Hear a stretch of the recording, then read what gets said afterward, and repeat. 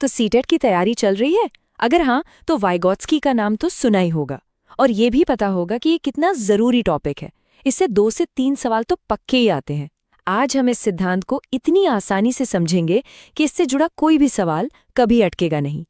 तो सवाल ये है कि वो कौन से 3 जादुई अक्षर हैं जो वाइगॉट्स्की से जुड़े हर सवाल को हल करने में आपकी मदद कर सकते हैं। चलिए आज इसी रहस्य से पर्दा उठाते हैं। और ये रहे वो अक्षर SCL। बस इनको अपने दिमाग में बिठा लीजिए, क्योंकि सच बताऊं वाइगॉट्स्की के 90% सवाल सिर्फ और सिर्फ इन्हीं 3 अक्षरों के मतलब को समझने से हल हो जाते हैं। समझिए, ये आपका सीक्रेट कोड है। तो चलिए सबसे पहले वाइगॉट्स्की के सबसे बड़े, सबसे बेसिक आइडिया को पकड़ते हैं। उनका मानना था कि हमारा दिमाग अकेले अकेले में डेवलप नहीं होता। हम सीखते हैं दूसरों से बातचीत करके, समाज में रहकर। सीखना एक सोशल एक्टिविटी है। देखिए, इनके सिद्धांत का नाम ही है सोशियो कल्चरल अप्रोच, यानी सामाजिक सांस्कृतिक दृष्टिकोण। नाम में ही सब कुछ छिपा है ना? समाज, संस्कृति और इन दोनों को जोड़ने वाली चीज भाषा। बस यही तो है वाइगॉट्स्की के सिद्धांत का पूरा सार। तो अब वापस आते हैं हमारे उस SCL वाले फ्रेमवर्क पर। ये वाइगॉट्स्की की थ्योरी के 3 सबसे मजबूत पिलर हैं। चलिए एक एक करके इनको समझते हैं। तो S का मतलब है सोसाइटी, यानी समाज। हम अपने आसपास के लोगों से, माता पिता से, टीचर से, दोस्तों से सीखते हैं। फिर आता है C यानी कल्चर, हमारी संस्कृति। इसमें हमारी कला, हमारी कहानियां, हमारा ज्ञान सब कुछ आ जाता है, जो हमें दुनिया को समझने का नजरिया देता है। और सबसे जरूरी L मतलब लैंग्वेज, यानी भाषा। वाइगॉट्स्की के लिए भाषा सिर्फ बात करने का जरिया नहीं, बल्कि ये हमारी सोच को बनाने वाला सबसे पावरफुल टूल है। ये 3 चीजें समझ ली तो समझिए आधा काम तो यही हो गया। अच्छा, ये तो समझ आ गया कि सीखने के लिए समाज, संस्कृति और भाषा जरूरी हैं। पर सवाल ये उठता है कि ये सीखना होता कैसे है? मतलब प्रोसेस क्या है? वाइगॉट्स्की ने इसका भी जवाब दिया है। और इसका जवाब छिपा है जोन ऑफ प्रॉक्सिमल डेवलपमेंट या ZPD में। अब ये क्या चीज़ है?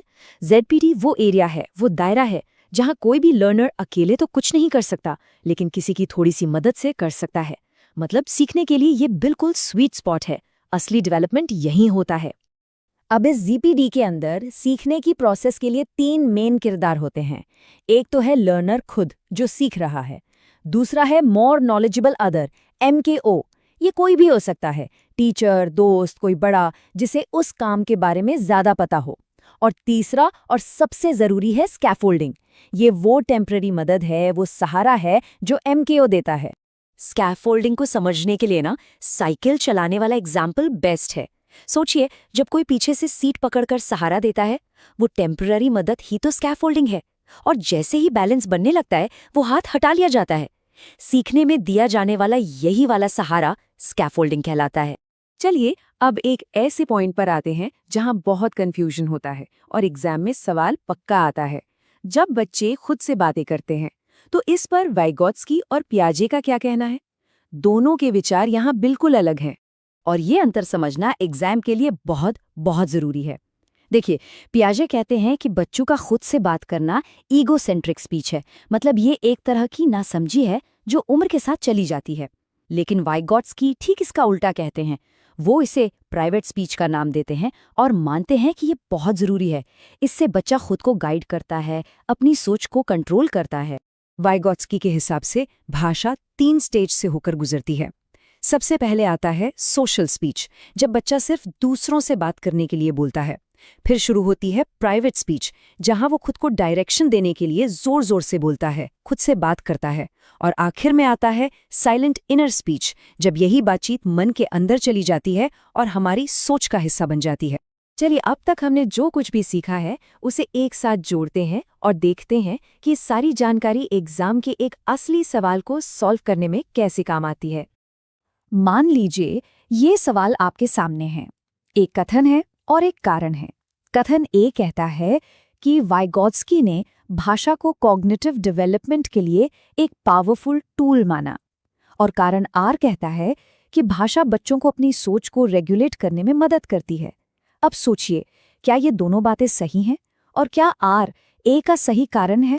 तो इसको सॉल्व कैसे करेंगे? स्टेप बाय स्टेप देखते हैं। पहला, कथन ए। क्या ये सही है? बिल्कुल सही है।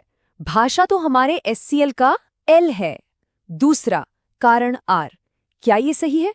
ये भी बिल्कुल सही है। यही तो प्राइवेट स्पीच का काम है, सोच को रेगुलेट करना।